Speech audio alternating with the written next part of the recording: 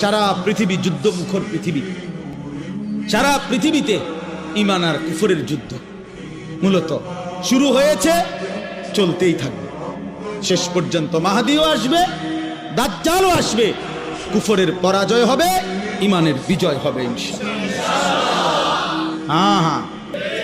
পাকিস্তান ভারত এটা দুই দেশের যুদ্ধ না, পাকিস্তান ঈমানের প্রতীক, ভারত বেঈমানের প্রতীক, এটা কুফরের প্রতীক। এজন্য ভারত পাকিস্তান যুদ্ধ না, ঈমান আর কুফরের যুদ্ধ। ইসরায়েল ফিলিস্তিন যুদ্ধ না, ঈমান আর কুফরের যুদ্ধ।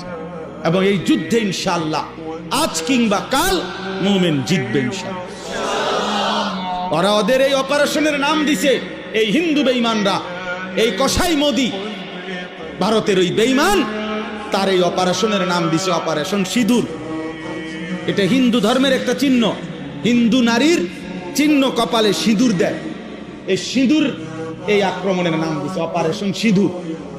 তার মানে কি? ধর্মকে টেনে আনছে তারাই, ধর্মীয় প্রতীক তাদের এটা। তারা বুঝাইতে চাইছে এটা ধর্মের যুদ্ধ, এটা তারা ধর্মকে পাশে টানলে হিন্দু জনগণকে উত্তেজিত করতে পারবে। কথা বুঝছেন না?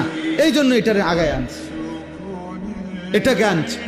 তো বাকি এটাই ইনশাআল্লাহ, এটাই সঠিক, এটাই সত্য। বিজয় ইমানদারের হবে ইনশাআল্লাহ।